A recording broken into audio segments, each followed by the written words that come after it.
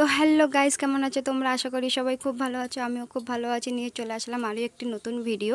আশা করি তোমাদের খুব ভালো লাগবে। যারা যারা এখন আমার পেজটিকে ফলো করোনি অবশ্যই ফলো করে দাও, আর তার সাথে লাইক কমেন্ট শেয়ারও করে দিও। তো তোমাদের কেমন লাগে আমার ভিডিও তাও কমেন্টে একবার জানিয়ে যেও। তো চলো আজকের ভিডিও শুরু করি। আমার না বিকেল হলেই একটু ভাজা পোড়া খেতে ইচ্ছে করে, তাও ঘরে বানানো জিনিস। বাইরের খাবারটা আমি খুব কমই খাই। তো মাঝে সাঝেই আমি ঘরে এই ডালের বড়াটা বানিয়ে থাকি। তো তোমাদের সঙ্গে আজকে আমি যেভাবে বানাই। তো চলো শুরু করি। আমি প্রথমে ডাল হচ্ছে এখানে ওই হলুদ হলুদ কি ডাল আছে না, ছোট ছোট, আর হলুদ আছে বড় বড়। যাই হোক, ডালের নাম জানো এখানে বড় ব্যাপার না। এখানে বড় কথা হলো যে কি ডাল নিলাম। তোমরা দোকানে গিয়ে আমার ভিডিও দেখিয়ে ডাল নিয়ে নিও। তো ডালের নাম জানার কোনো দরকার নেই। আর এই যে দেখো, ডালটা আমি প্রায় আধা ঘন্টা ভিজিয়ে রেখে ভালো করে ধুয়ে ভিজিয়ে রেখেছিলাম। তারপরে আমি এখন মিক্সি করে নিয়েছি। আর ডালটা যখন মিক্সি করব তখন কিন্তু একটুকু জল দেওয়া যাবে না, একটুকু জল দেব না। তখন ওই যে ডালটা ধোয়ার পরে যে সাথে যে জলটা উঠবে ওটাই ব্যাস। ডালটাকে শুকাতেও হবে না, ডালের জলটাও মানে টানাতে হবে না, কিচ্ছু করতে হবে না, শুধু মিক্সি করে নিলেই হবে। মিক্সিতে একদমই জল দেওয়া যাবে না, ডালের সঙ্গে যেটুখানি থাকবে ওইটুকখানি। তো তারপরে দেখো এই যে আমি এর মধ্যে দিয়ে দিয়েছি লঙ্কার গুঁড়ো, তারপরে কাশ্মীরি লঙ্কার গুঁড়ো, স্বাদ মতন লবণ দিয়েছি, 3টে কাঁচা লঙ্কা কুচিয়ে দিয়েছি, একটু চিমটে হলুদ দিয়েছি। আর এখানে আমি একটা মশলা দিয়েছি, যেটা আমি সবসময় মাঝে সাঝে যখন বড়া ঠড়া বা পকোড়া বানাই তখন এই মশলাটা ব্যবহার করি। এটা আমার নিজের বানানো। তো এই মশলাটা দিয়েছি। এবার দেখো আমি গ্যাসও ধরিয়ে দিয়ে একটা কড়াই বসিয়ে দিয়ে তাতে তেলও দিয়ে দিয়েছি, সাদা তেল অবশ্যই। তো তাতে এখন আমি ছোট ছোট করে দিয়ে দেব।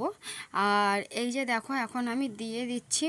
গরম গরম তেলটা কিন্তু বেশি গরম করিনি, মিডিয়াম গরমে করে তারপরে গ্যাসটা লো থেকে একটু বাড়িয়ে তারপরেই আমি বড়াগুলো দিয়ে দিচ্ছি। তো এই যে দেখো আমি পুরো কভার করে দিচ্ছি। আর তো ব্যাস আমার বড়া রেডি। এই যে দেখো, দেখতে যেমন হয়েছে খেতেও কিন্তু তেমনই ভালোই হয়েছে।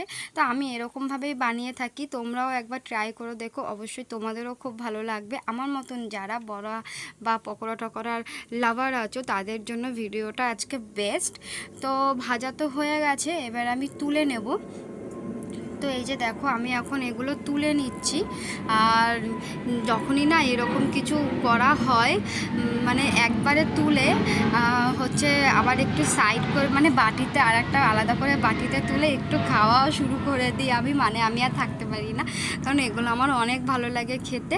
তবে হ্যাঁ, এগুলো কিন্তু খালি পেটে একদমই তোমরা খাবে না। খালি পেটে খেলে কিন্তু গ্যাস তো আছেই, উপর থেকে পেটও ব্যথাও আছে। খালি পেটে তো আমি একদমই খাই না। যখনই আমার পেটটা একটু ভরা ভরা থাকে কিছু ভারী জিনিস খাওয়ার পরে গিয়ে আমি এগুলো খাই, ভাজা পোড়াগুলো।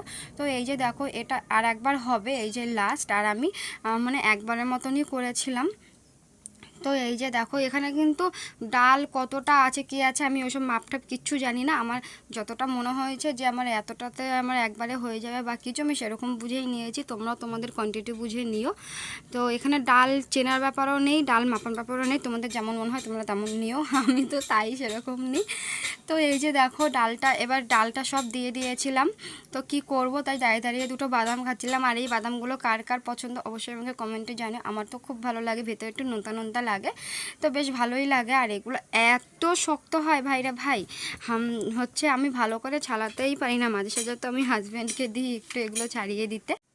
তো ব্যাস ভিডিওটি এই পর্যন্তই ছিল। কেমন লাগলো অবশ্যই কমেন্টে জানিও। তোমাদের সঙ্গে দেখা হবে আমার আবার নেক্সট ভিডিওতে। তো পেজটিকে ফলো করতে একদমই ভুলো না। টাটা, দেখা হবে নেক্সট ভিডিওতে। সবাই ভালো থেকো। টাটা।